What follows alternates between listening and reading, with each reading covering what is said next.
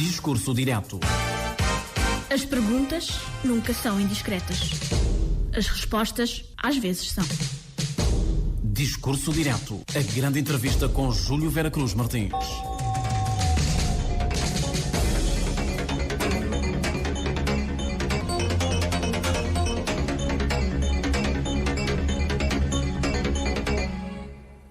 Gratos pela preferência que nos dá. O nosso convidado é o presidente do Instituto de Ciências Educativas do Douro, Edgar Bernardo. Esteve recentemente na Ilha de Boa Vista, assinou um acordo com a Câmara Municipal. A assinatura de acordos com câmaras municipais, suponho que Cabo Verde não é o caso único, é uma forma de recrutamento de estudantes com financiamento antecipado. Nós temos como estratégia já há alguns anos este tipo de parcerias com câmaras municipais, com dois intuitos principais, na verdade. Por um lado, pretendemos, obviamente, captar estudantes internacionais, por diferentes motivos, seja por uma questão de responsabilidade social, seja por uma questão de aumentar índices de estudantes internacionais, porque também isso é avaliado e valorizado pelo Ministério da Educação, quando faz a avaliação regular em institutos de ensino superior. E em muitos dos casos, dependendo do protocolo que é assinado, estes podem ou não ser financiados. No caso específico deste protocolo que fizemos com a Câmara Municipal da Boa Vista, este protocolo prevê que toda a propina, todos os custos dos alunos são suportados diretamente por nós. Isto também surge porque nós recentemente, o ano passado, tínhamos já um protocolo assinado com a Sociedade de Desenvolvimento Turístico das Ilhas de Boa Vista e Maio, num modelo semelhante, no qual recebemos uma aluna da Ilha de Boa Vista e uma aluna da Ilha do Maio. Tem sido uma experiência muito positiva. E, portanto, foi estratégia nossa alargar este ano esse protocolo. Então, nesse caso, o vosso objetivo não é ter, digamos, receber muitos alunos, não é? Exatamente. Também, devido à escala que nós temos, nós somos instituição de ensino superior privada, de uma escala pequena, média, depende da comparação, obviamente, mas o nosso objetivo é iniciar este acesso de alunos de ensino superior à nossa instituição. Até porque nós contamos só com 9 anos de existência.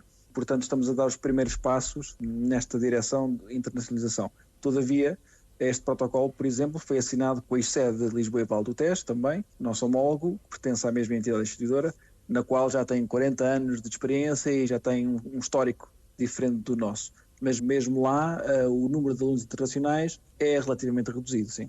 O Instituto de Ciências Educativas do Douro é uma instituição de ensino superior do interior de Portugal.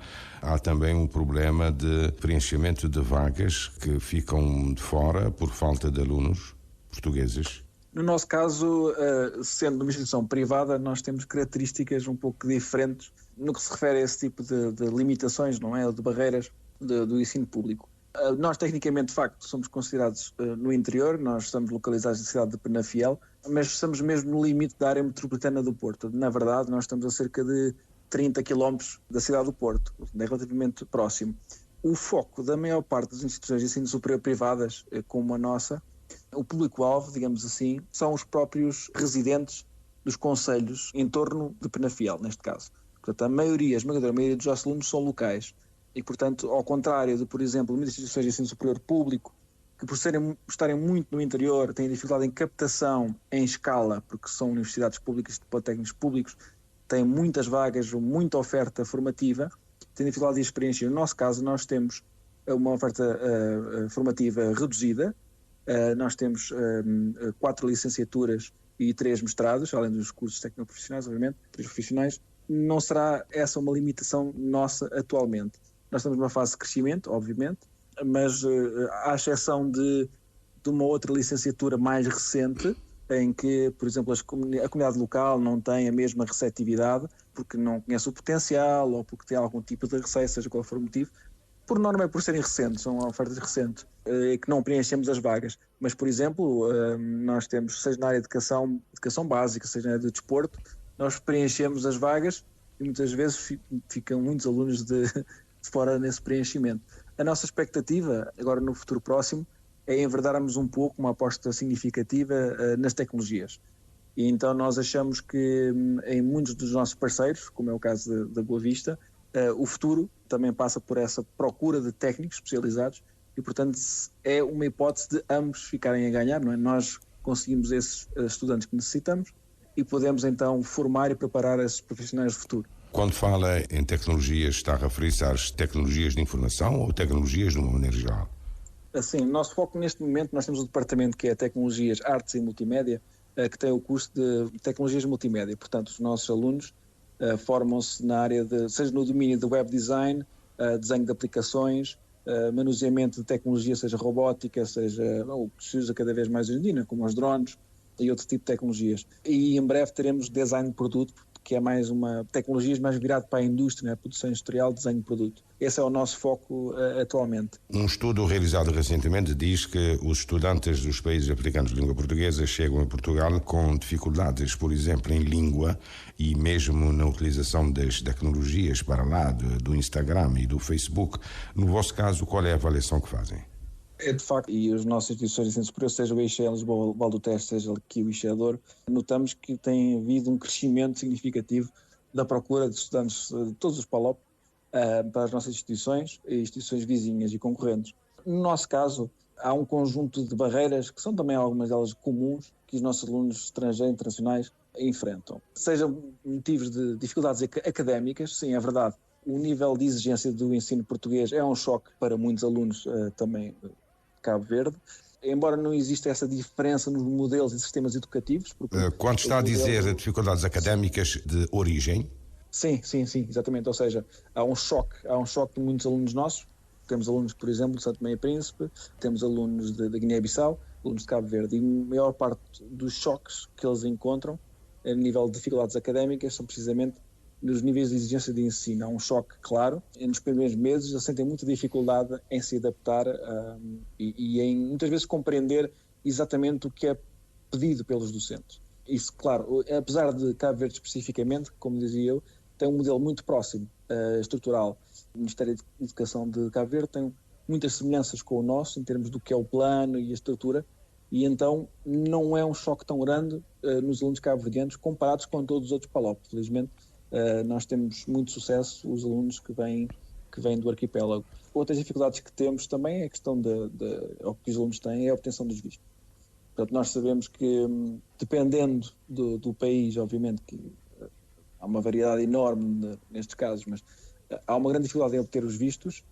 Muitos obtêm os vistos muito tarde. Eu posso dar um exemplo concreto. Nós este ano, cerca de 10 alunos oriundos da Guiné-Bissau só conseguiram um visto já a meio do ano letivo, ou mesmo há cerca de uma semana atrás, portanto estamos a falar a meio do segundo semestre, quase, e portanto há muitas dificuldades. Acrescer a isso essa dificuldade académica, como falava há pouco, faz com que muitos alunos encontrem estas barreiras e acabem por desistir, não é? Já para não mencionar, obviamente, no custo das propinas, a obrigatoriedade de pagamento das propinas, em atraso, portanto o aluno não tem culpa, não consegue o visto a tempo, depois chega à instituição cá, confronta com uma situação financeira às vezes precária, porque de repente vê-se abraços com propinas, não é, que se vão acumulando. Ou pode perder mesmo a sua matrícula e acaba por perder logo o visto, não é, e encontrar essas dificuldades depois no CEF, cá em Portugal.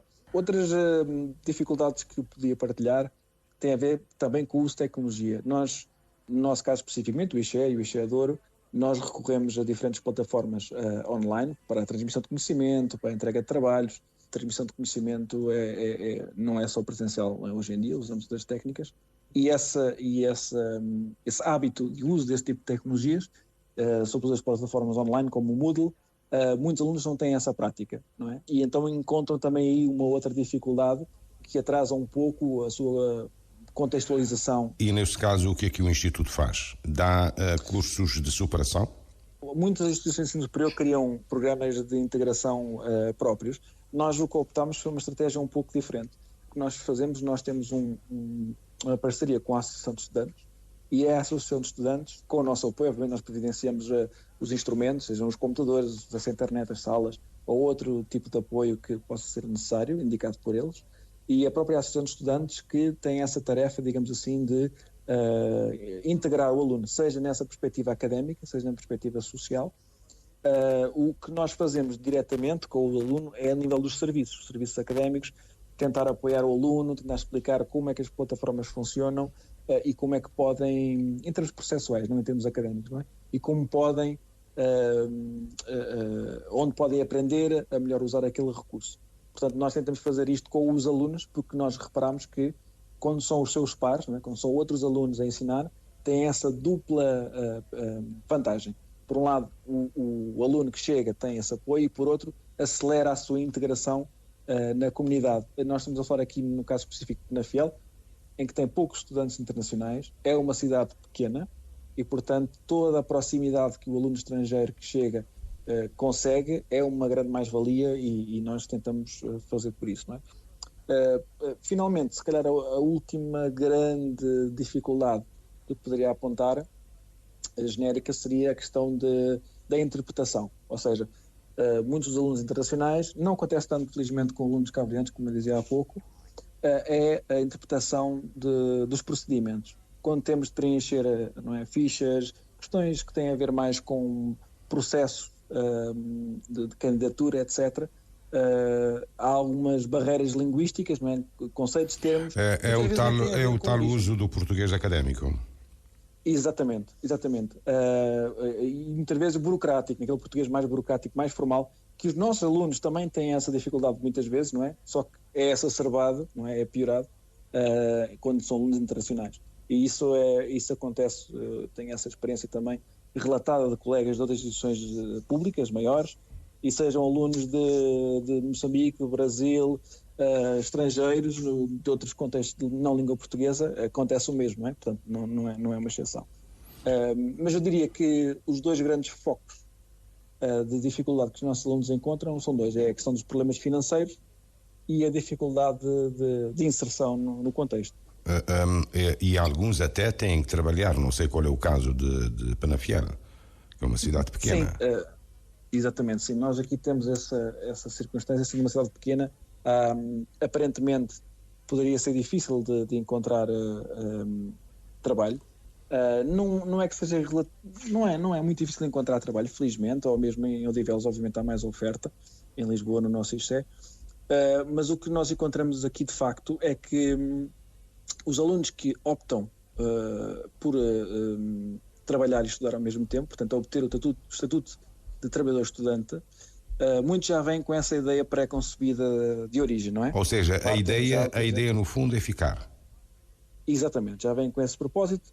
A desculpa inicialmente, digamos assim, vou ajudar a custear as despesas da educação, mas na verdade já vêm com essa pretensão para depois ficar mesmo depois da formação. Mas a verdade é que há um choque grande, porque na realidade ser trabalhador-estudante é extremamente difícil.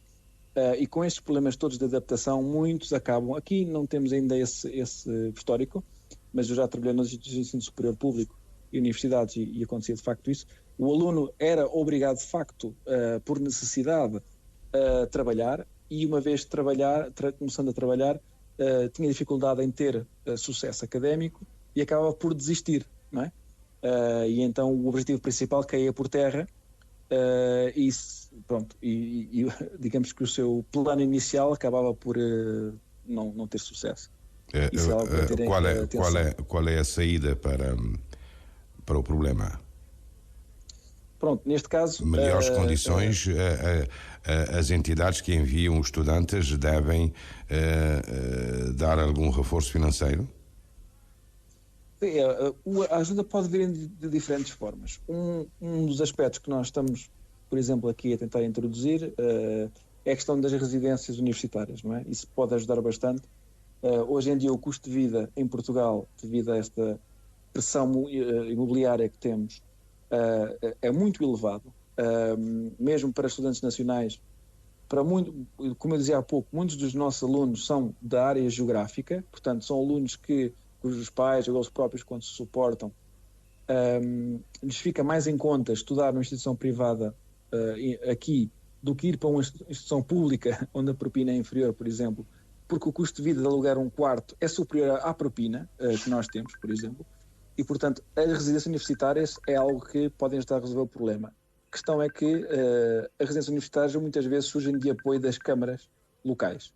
E, portanto, nós dependemos dessa iniciativa política local para conseguirmos. No nosso caso, nós temos já um acordo, tanto em Odivelas como aqui em Penafiel, estão neste momento a ser construídas residências. Ainda vão demorar alguns meses, mas estão a ser construídas. Isso é uma forma que estamos a tentar fazer. A outra iniciativa que temos é fazer uso precisamente através da Associação de Estudantes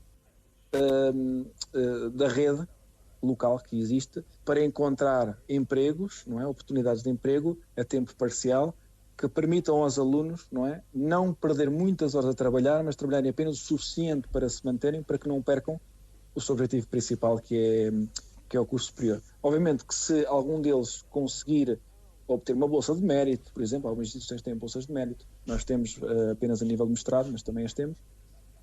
Outras instituições têm, bolsas de origem das suas câmaras municipais ou de ministérios. Que também não é suficiente. Sim, não é suficiente. Digamos que em muitos dos casos serve apenas para alimentar. A verdade é essa. As bolsas são baixas. Mesmo as bolsas do Estado português para estudantes portugueses são mínimas, digamos assim. É mais uma bengala e não tanto um suporte, vamos dizer assim. Não é suficiente.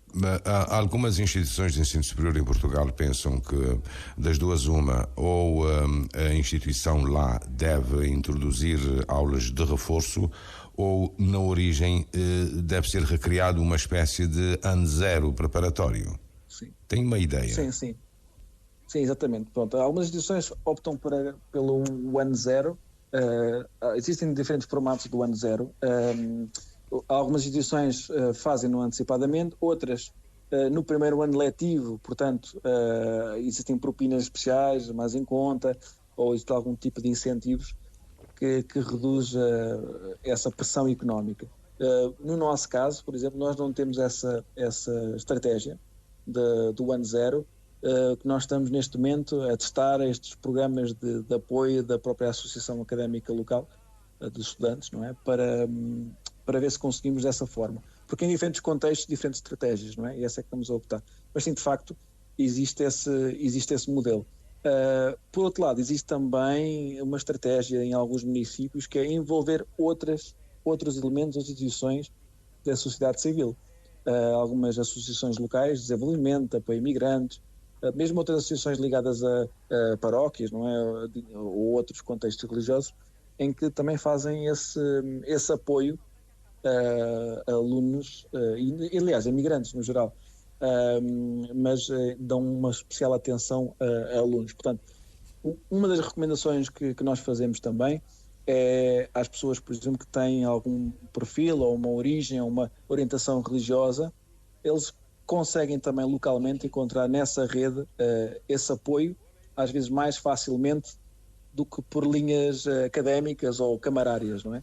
Digamos que a sociedade civil muitas vezes responde mais rapidamente e de melhor forma que as empresas ou que o poder público. É um detalhe que, sabendo, os estudantes podem resolver à partida, não é? Sim, é possível. Existem outras dificuldades mais indiretas que muitas vezes o aluno, antes de partir, ou quando houve as oportunidades, ou às vezes mesmo quando é partilhado por outros colegas que já cá estão, menosprezam, subvalorizam, e que tem a ver com as dificuldades de inserção. Há esta ideia de que falamos a mesma língua, automaticamente a inserção vai ser rápida, ou existe uma comunidade grande do meu país de origem neste país, a minha integração vai ser rápida. E isso, de facto, é algo que é importante preparar os alunos e as suas famílias, que, de facto, isso não é garantia de inserção, não é essa proximidade. Existem muitas dificuldades de inserção académicas e sociais, vamos dizer assim. Por exemplo, algum tipo de segregação? No nosso caso, não podemos dizer que exista. O que nós verificamos, embora existem casos, de facto, de discriminação dos estudantes. Em alguns contextos, de facto, isso é inegável. Não podemos dizer o contrário. O que nós verificamos também são exemplos pouco relevantes. Mas o importante é que existem, de facto, situações em que são os próprios alunos que se auto-excluem. Isso dificulta também a sua integração e, em alguns casos, aquilo que para o aluno pode ser uma discriminação, ou em casos extremos algum exemplo de racismo, acaba mesmo por ser, na verdade, o próprio aluno que de alguma forma se afasta, se fecha. Mas há estudos para explicar o problema. Afasta-se por que motivos? Sim, muitas vezes é por esse choque. Ou seja, existe de facto um choque, existem barreiras culturais, existem barreiras linguísticas que o aluno é surpreendido e acresce a isso toda a situação, a mudança de clima, a questão do custo de vida, portanto há um conjunto de... Família também? É um choque vasto, não é holístico, vamos dizer assim, o aluno não está preparado e muitas vezes não consegue encontrar forma de se integrar e acaba por se fechar. Porque a integração, dependendo do contexto, pode demorar mais ou menos tempo. Uma integração, por exemplo, num grande contexto metropolitano como Lisboa ou mesmo Porto, seria, em teoria, mais fácil. Mas em contextos de interior, por exemplo, ou de menor número de alunos, cidades mais pequenas, é mais difícil. E muitas vezes as pessoas não contam de facto com isso. E sem este apoio, como eu dizia há bocadinho, de associações, da sociedade civil ou de programas das próprias universidades, os alunos acabam por por autossegregar-se, vamos dizer assim. Eu conheci alguns exemplos disso mesmo. Eu próprio, quando fui aluno na minha turma, isto só para dar um exemplo mais pessoal, uma turma de cerca de 30 alunos, nós tínhamos 8 alunos internacionais, a maioria dos quais de Cabo Verde, curiosamente. E de facto alguns deles acabavam por se afastar mais, não é? E só conviviam com as outras pessoas do seu país de origem. Ora, isso acelera, obviamente, acelera essa percepção de que estou isolado, não é? Essa percepção de que as outras pessoas é que não querem interagir comigo. Isto não é algo, atenção, isto não é algo que apenas afeta alunos internacionais. Nós vemos a quantidade de alunos, mesmo portugueses, no ensino superior, que sentem essas dificuldades, sentem esse isolamento, e daí o número elevado que nós, ainda há pouco tempo atrás, salvo erro este ano ou ano passado, surgiu um estudo no qual o número de alunos do ensino superior com depressões e problemas psicológicos tinha vindo a aumentar, precisamente por essa pressão, por esse isolamento. Ora, se isso afeta nacionais, internacionais, mais ainda. Portanto, é algo que é importante ter em conta quando nos deslocamos para outro país, mesmo para estudar, mesmo quando esse país fala a nossa língua. Claro que a língua é a mesma, mas depois existe todo um conjunto de expressões, não é? De maneirismos que são diferentes e que se a pessoa não tem alguém para integrar e para apoiar nessa integração, vai sentir muita dificuldade, claramente. O que é que está a sugerir é que os estudantes devem ser preparados antes? Sim, devem de facto, sim. Devem ser preparados antes e durante o percurso académico. Posso dar um exemplo de como no percurso académico podem acelerar a sua integração.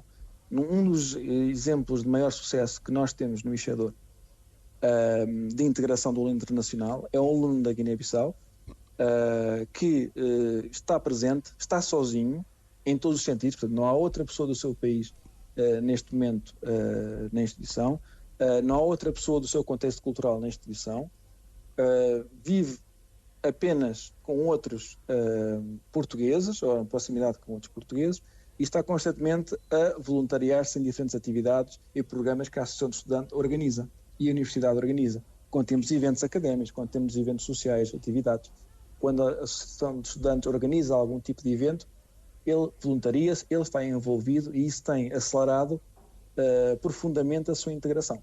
Isso também é algo que eu sugiro a todos os alunos que venham de Cabo Verde, independentemente para onde for, independente do número de estudantes que existam de Cabo Verde nesse espaço, que procurem essas iniciativas e que se envolvam além dos seus amigos ou conhecidos do seu país de origem, porque acabam por criar microgrupos ou grupos de autossegregação. E é isso que devemos evitar ao máximo. Uma das recomendações dos estudos feitos recentemente é aligeirar, é resolver o problema dos vistos. Se calhar esse problema nem deveria existir, não é? Pois, a questão daqui dos vistos é uma questão, de facto, a questão política, não é? Muito, muito delicada. Porque, por um lado, e eu penso que isso em muitos dos PALOP não é essa percepção, sobretudo, claro, eu imagino que a sociedade com mais experiência internacional consiga de facto perceber isso, mas um dos motivos pelo qual é muito difícil para estes alunos obterem visto, e estes vistos demorarem muito tempo, é precisamente por décadas de más experiências na aplicação desses vistos. Nós vimos quantas pessoas, nós também temos casos disso mesmo, apenas querem o visto para entrar em Portugal e depois por cá ficar, né, por uma vida melhor. É uma estratégia legítima, como outra qualquer, de tentar melhorar a sua vida, mas querem apenas o visto para vir para Portugal viver e ter uma vida melhor, ou seguir para a Europa, não é, dentro da União Europeia, para outros países. E é a própria União Europeia que também exige ao governo português algum controle dessa entrada, porque nós não temos fronteiras, não é? A partir do momento em que a pessoa entra em Portugal com visto, pode ir daqui, não é, para o outro ponto qualquer da Europa. E para evitar precisamente essa circulação, essa entrada rápida de pessoas de outros contextos, não é, que há um certo controle. Eu acredito pessoalmente, pela minha experiência, que de facto, em alguns contextos, como o caso de Cabo Verde, deveríamos ser mais flexíveis na atribuição dos vistos. Ou seja, aqueles países nos quais os vistos de estudantes têm melhores resultados deveriam ser premiados com mais facilidade no acesso aos vistos. E não esta ideia de que, se um país tem essa flexibilidade, todos deverão ter automaticamente. Eu não acredito nisso. Acredito sim é que deve ser proporcional ao sucesso, não é, desses mesmos vistos. Eu estou a ver que, para além dos cursos tipicamente académicos, têm cursos de formação profissional. Sim, nós temos uma oferta grande para a nossa dimensão destes cursos técnicos superiores profissionais. O que nós verificamos é que hoje em dia ser licenciado em Portugal é quase uma garantia, não é? Com o ensino obrigatório até o 12º ano e com as propinas cada vez mais baixas, e a tendência será um dia se calhar até desaparecerem, já tivemos um governo que tinha essa intenção, a ideia de ser licenciado já não é garantia automática de emprego, de que a entrada no mercado de trabalho será assim tão fácil e direta e que vamos ter um salário que desejamos. O que nós verificamos hoje é que há uma escassez de muitos profissionais. Aliás, ainda recentemente, não é, na Boa Vista, tive essa reunião também com o poder local, não é, e há essa percepção também no país de procura desses técnicos profissionais, e nós também temos. Os nossos, da mesma forma que se calhar que muitos em Cabo Verde vêm para Portugal, muitos portugueses vão para outros países, não é? França, Alemanha, Luxemburgo, e portanto esse tipo de opções, dos STESPs, como nós chamamos, são opções muito válidas, porque são um tipo de empregos que muito facilmente, muito rapidamente se consegue encontrar trabalho.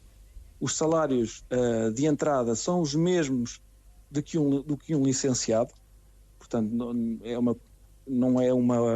não se está a perder por fazer esse investimento. É claro que a longo prazo uma pessoa licenciada poderá ter uma carreira profissional ascendente, não é, mais rápida, enquanto que um técnico profissional não tanto. Mas é uma excelente opção. Por outro lado, nós também vemos que muitos alunos internacionais escolhem realizar as STESPs porque eles permitem, depois de estarem terminados, acesso a cursos do ensino superior sem ser necessário a realização de exames nacionais. Portanto, uma das dificuldades que nós temos dos alunos PALOP é que, para entrar no ensino superior português, têm de ter os exames de português ou os exames de matemática, depende qual é que é a prova de ingresso exigida. E quem já tem um STESP, automaticamente candidata-se para a licenciatura. STESP são cursos superiores profissionalizantes, é isso? São cursos técnicos de ensino superior profissionais, sim. Basicamente, digamos que é uma forma mais simples, para os ouvintes também compreenderem o que falamos, é um curso que é abaixo de licenciatura, mas acima de um curso profissional equivalente ao 12º ano, ou secundário, não é? Portanto, é ali um intermédio. Será possível articular a formação profissional lá com empresas nos países de origem? Falamos de Cabo Verde. O que nós temos neste momento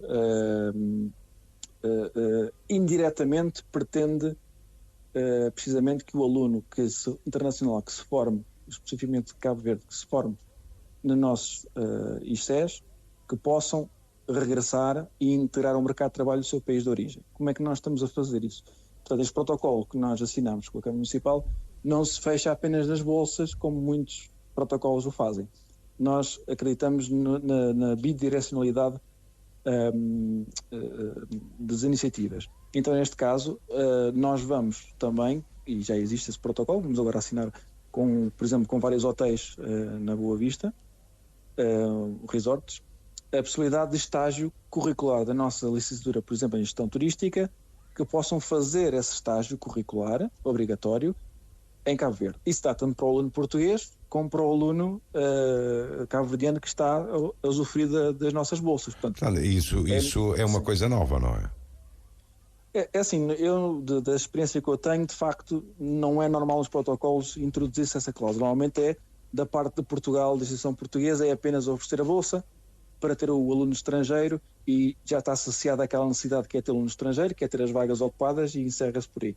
Nós temos outra perspectiva, que é de que deve ser nos dois sentidos. Então, sim, oferecemos a bolsa, mas também queremos oportunidades para que os nossos alunos possam fazer o estágio no seu país de origem e que, se conseguindo, não é, satisfazer essas empresas, ficarem automaticamente empregados.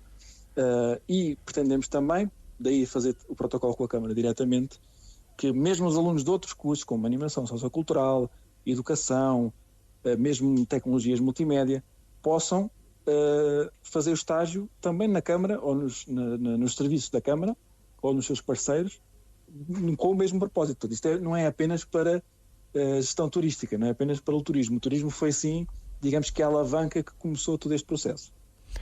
Isso significa então que têm acordos com cadeias hoteleiras? Sim, nós estamos neste momento, ainda não posso mencionar quais são, porque estamos a negociar a assinatura dos protocolos de estágio, né, que é uma situação, porque a maior parte, como nós sabemos, a maior parte das empresas que estão a explorar, sobretudo essas empresas grandes hoteleiras, são internacionais e, portanto, mesmo que os diretores nos tenham presencialmente pré-aprovado estes estágios, eles têm de seguir todos os trâmites administrativos. Estão a utilizar Boa Vista como um caso piloto? Sim. A nossa intenção é que seja precisamente um caso piloto de sucesso e se de facto nós verificarmos como nós achamos que o vai ser, que vai atingir os objetivos nos dois lados, não é? Tanto da Câmara, o objetivo público, como o nosso objetivo, vamos depois tentar expandir a outras câmaras, usando precisamente essa bandeira de sucesso que nós acreditamos ter. Esta opção pela Câmara da Boa Vista não é uma opção inocente, não é uma opção que surge. Como é que surge? Qual é a história então? Pronto, posso partilhar. Há cerca de 12 anos atrás, em 2012, eu fui para a Ilha da Boa Vista fazer investigação para a minha tese de doutoramento, que era precisamente sobre os impactos do turismo naquele contexto, naquela região. E estive a viver na ilha durante 2 anos. Portanto, conheci a comunidade, conheci o tecido empresarial. Então é simplesmente uma questão afetiva? Iniciou-se dessa forma e de facto eu tive também já trabalho de campo em Moçambique, já trabalhei 2 anos em Moçambique, já tinha trabalhado em São Tomé e Príncipe, mas de todas essas redes, pela experiência que eu tive na Boa Vista e pelo potencial que eu vi na Boa Vista e no aluno cabo-verdiano, agora no meu papel enquanto presidente, obviamente, é onde vi maior potencial, que é o seguinte: de facto existe uma grande percentagem de estudantes cabo-verdianos a estudar em Portugal, sobretudo considerando a população, não é? A população cabo-verdiana, proporcionalmente, é significativa.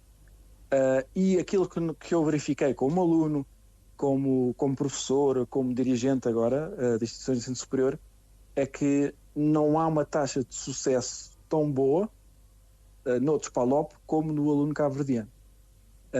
Ou seja, de todos os PALOP, o aluno cabo-verdiano é aquele que está melhor preparado e que mais sucesso tem.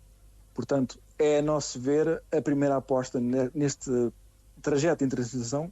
Nós é a primeira grande aposta. Nós temos, obviamente, protocolos com outros países, com outras câmaras, com outros governos, mas este é aquele em que nós estamos de facto a testar este protocolo, como dizia há bocadinho, um pouco mais extenso, bidirecionado, para podermos depois expandir.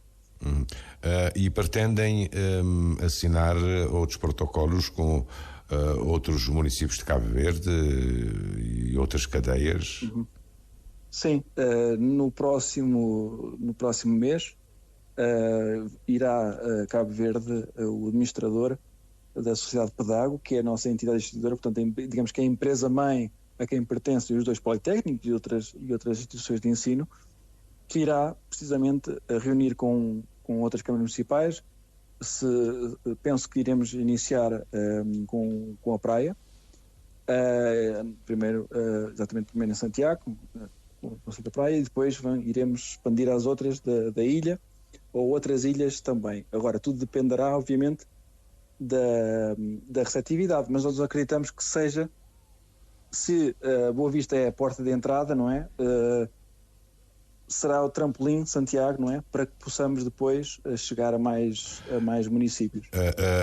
Neste caso, vão utilizar a mesma metodologia, custear, digamos, da vagas e a propina, como estão a fazer com Boa Vista? Exatamente, a nossa estratégia será a mesma, oferecer um número de vagas. São quantos? Quantas vagas no caso da Boa Vista? Sim, nós vamos oferecer 2 vagas para cada instituição, portanto um total de 4. Quando está a dizer cada instituição, assinou com... É o IX, sim, o IX é Douro e o IX é Lisboa Val do Tejo em Odivelas. Pois, 4. É um primeiro passo tímido?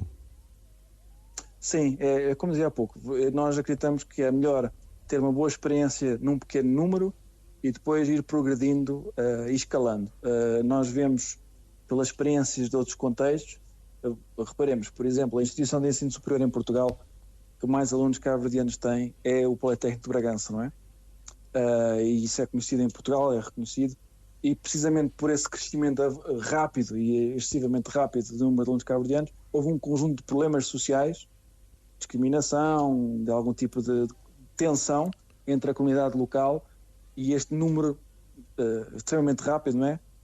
Que as pessoas localmente sentiram-se um pouco afetadas, não é? Não estavam à espera. E nós não queremos fazer isso. Nós queremos como é que se faz a seleção? Vocês é que determinam? A escolha é vossa? Sim, nós encontramos, a escolha última será nossa, ou seja, o que a estratégia que nós estamos a optar é a seguinte, portanto, os alunos, aliás, não é os alunos, isso é importante também mencionar, qualquer residente da Boa Vista pode candidatar-se às bolsas. Estas bolsas não são estritas para estudantes. Claro que esse preferencialmente é o nosso público-alvo, por assim dizer, não é? Mas não é. Qualquer residente pode candidatar-se às bolsas. O que acontece é que os candidatos entregarão o seu formulário de candidatura, que é na prática uma carta de motivação, e o seu certificado de secundário. O que é esta carta de motivação? Portanto, é apenas um texto onde o candidato vai tentar justificar porque é que ele deve ser escolhido, qual é que é o curso que ele pretende e porque é que aquele curso e a finalização daquele curso vai ou não contribuir e de que forma para o desenvolvimento da sua comunidade. Portanto, temos de ter aqui um objetivo último. E depois de todos os candidatos reunidos, é a própria Câmara Municipal que nos vai identificar 4 para cada instituição. E desses 4, nós então faremos a seleção dos 2 que virão. Não há o risco da juventude ficar de fora quando qualquer residente... Não, em princípio não. Nós acreditamos que isso foi falado também com a Câmara Municipal, que deve ser dada prioridade aos alunos do secundário, não é? Esse é o nosso foco, é o aluno que tem esse progresso. Isso não invalida que, como dizia há pouco, se de facto forem bons alunos, não possamos daqui adiante dar uma oportunidade a um aluno que seja mais velho, não é? Ou que venha de outra origem, mas o nosso foco é esse. Isso foi o primeiro municipal. Aliás, e a outra dia, sim. O vosso acordo não fecha portas ao envio de outros estudantes? Não todo. E aliás, não é só licenciatura, seja para os STESPs, como eu dizia há pouco, os cursos profissionais de ensino superior, ou sejam mestrados ou pós-graduações. Portanto, não se fecha apenas nas licenciaturas, é algo mais. Nós vemos, por exemplo, estas 2 alunas, uma do Maio da Boa Vista, que estão já no 2º ano de gestão turística, não é?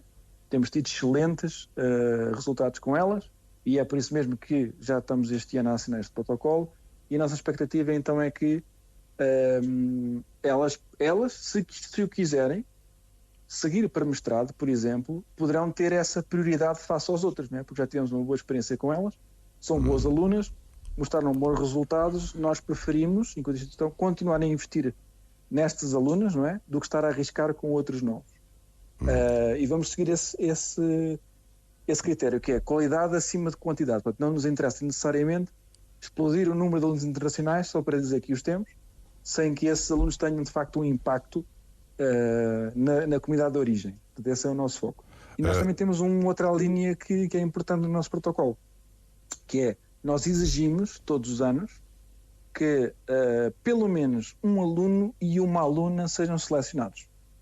Ok? Portanto, neste caso estamos a falar em potencialmente 4 pessoas que a sair da Boa Vista para as nossas instituições, pelo menos uma delas tem de ser um homem ou uma mulher. Género, não é? Exatamente, isso é uma questão muito importante.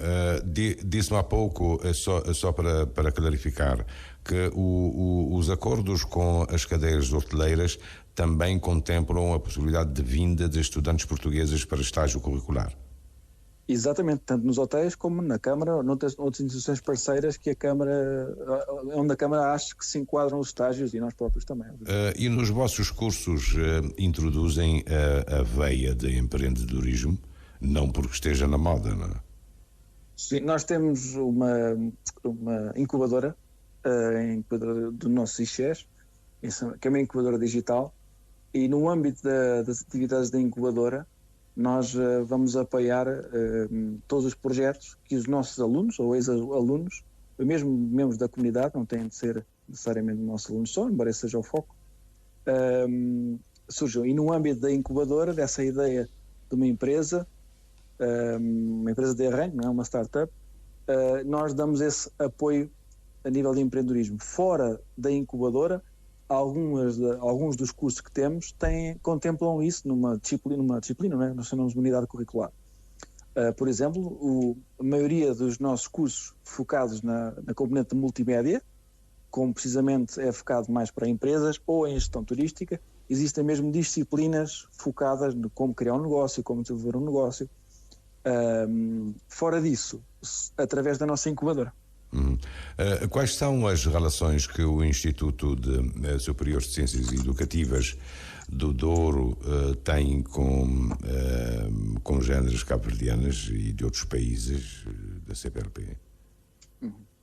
Pronto, nós neste momento, protocolado, nós temos uma assinatura com o Instituto Kaala, em Angola, que é um politécnico também, onde este ano letivo foi assinado um protocolo, por exemplo, em que nós vamos dar formação aos nossos colegas do ensino superior lá e que inclui também mobilidade de estudantes e de alunos. Vamos começar, estudantes e de professores. Nós vamos começar primeiro com professores e depois alargaremos aos alunos. Temos também protocolo com a Universidade Eduardo Mondlane, em Maputo, Moçambique. Em Santo Tomé e Príncipe não existe uma instituição de ensino superior com a qual tenhamos protocolo, embora na prática só existe uma, não é? Mas não temos ainda protocolo com Cabo Verde não há protocolo, não é? Sim, com Cabo Verde neste momento não existe ainda protocolo com a Universidade de Cabo Verde ou com outra instituição privada do território. A nossa expectativa é que no futuro consigamos fazê-lo, mas novamente nós não queremos fazê-lo nos modelos que normalmente existem. Portanto, nós neste momento estamos a fazer um forte investimento no ensino à distância. Nós temos já um modelo presencial, clássico, tradicional. Temos um modelo B-Learning já há alguns anos, esse é um modelo misto, não é? Em que os alunos têm algumas aulas presenciais, outras assíncronas, online, que têm de desenvolver umas tarefas e atingir os objetivos. E agora que a lei portuguesa mudou o ano passado, em que todas as instituições de ensino superior, desde que tenham condições, garantia de condições necessárias, podem ter oferecer ensino à distância.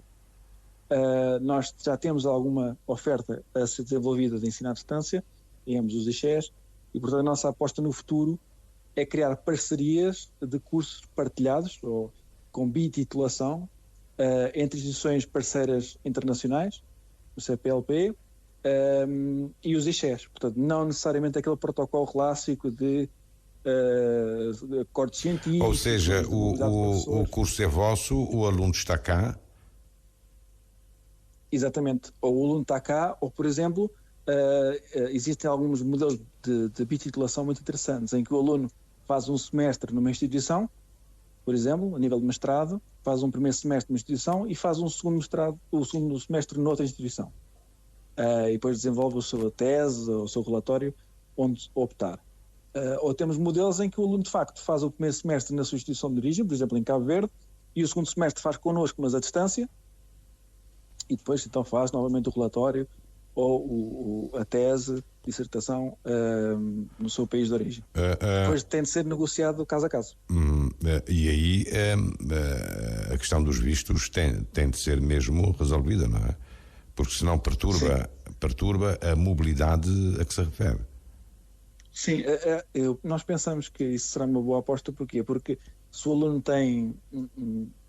está inscrito num programa de bititulação em 2 instituições de ensino superior, ele pode, enquanto comprova que tem a matrícula já efetuada, não é? E, portanto, ainda está a ter as aulas no seu país de origem durante o primeiro semestre, mesmo que o visto se atrase, quando começar o segundo semestre, tudo correndo pela normalidade, não é? Embora isto nem sempre é garantido, mas a percentagem de insucesso é muito menor nesse caso. Portanto, quando começar o segundo semestre, garantidamente já terá o visto e já poderá então vir sem esse transtorno. Quando é que pretendem fazer o lançamento desses cursos? Portanto, a lei portuguesa alterou o ano passado, como eu dizia, e os novos cursos desta natureza só terão início em todo o país no próximo ano letivo. Portanto, 24-25. Portanto, não, perdão, 25-26. Só no ano letivo 25-26. Portanto, este ano letivo e no próximo ano letivo podem ser submetidas novas propostas, mas só daqui a 2 anos é que serão, de facto, iniciadas. Isso quer dizer o quê? Que temos aqui uma janela de 1 ano e meio, sensivelmente, para negociar com instituições essa parceria. Nós, no nosso caso, vamos a partir deste verão, no final deste ano letivo, que já também não faltam muitas semanas, abordar e reabordar algumas instituições com quem temos falado, precisamente para avançar nesse sentido. Nós temos que, aqui está a referir-se a um sistema misto, não é? Mas eu estava a querer saber sobre o ensino à distância, propriamente. Isso sim, o ensino à distância também será nesse ano letivo 25-26. Nós vamos arrancar, em princípio, primeiro com os nossos parceiros no Brasil. Nós sabemos que é um mercado que está com grande procura a nível de formações de ensino superior europeu e, portanto, é uma aposta nossa forte. E, se tudo correr bem com o nosso protocolo em Moçambique, tentaremos também com Moçambique. E, portanto, mas temos aqui 1 ano e meio, portanto, eu estou confiante que neste ano e meio, independentemente do formato, seja o formato tradicional, seja o misto ou o ensino à distância, que nós conseguiremos encontrar parceiros para criar essa oferta formativa partilhada, em que o aluno termina o curso e tem o seu certificado, em que diz, por exemplo, Universidade de Cabo Verde e o ICEDOR, não é? Ou diz não é? Universidade de Mondelano e ICEDOR, porque não mais do que uma instituição. Portanto, isso é uma ambição que nós temos e que vamos procurar agora no futuro próximo acelerar. E quem sabe se a experiência pode alastrar-se para vários países em conjunto, não é? Sim, sobretudo se nós conseguirmos agregar, por exemplo, um segundo país da União Europeia, vamos imaginar Portugal, um exemplo hipotético, mas Portugal, Espanha e Cabo Verde, por exemplo, existem muitos programas que podem ser cofinanciados pela União Europeia neste tipo de modelo, e que nós queremos fazê-lo até porque é um investimento muito grande e pode ser uma estratégia para ir ao encontro, não é, das despesas que vamos ter, de todo este investimento grande. Sobretudo quando há investigação pelo meio, não é? Sim, só falava na componente letiva, mas sim, a parte de investigação científica, da organização de congressos e atividades, isso tudo tem custos enormes, a aquisição de tecnologia, portanto isso tudo tem muitos custos e esse apoio pode ser fundamental, porque nós, sendo uma instituição privada, a colocar os alunos a custear estas despesas, as propinas seriam insustentáveis, não é? Portanto, nós temos de encontrar formas alternativas de cofinanciar estes projetos, sobretudo quando não existem ainda exemplos, porque é tudo novo, não é? São tudo experiências novas que estão agora a ser disseminadas pela União Europeia. Vamos ver se alguma instituição aqui em Cabo Verde aceita o repto, não é? Sim, isso é uma boa oportunidade também aqui que deixo no ar, que de facto se terão interesse nesse tipo de parcerias, podem abordar-nos, até porque em breve, como dizia há pouco, teremos nosso representante no país e pode ser uma boa oportunidade de um primeiro contacto para ver a viabilidade desse acordo. Edgar Bernardo, presidente do Instituto de Ciências Educativas do Douro, agradecimentos por ter estado connosco. O Discurso Direto regressa na próxima segunda-feira. Ouça agora, eu vou-lhe pedir que me mande uma foto sua. Pode ser em ambiente de trabalho, desde que a cara esteja visível, que é para ser publicada no Discurso Direto. As perguntas nunca são indiscretas. As respostas, às vezes, são. Discurso Direto. A grande entrevista com Júlio Vera Cruz Martins.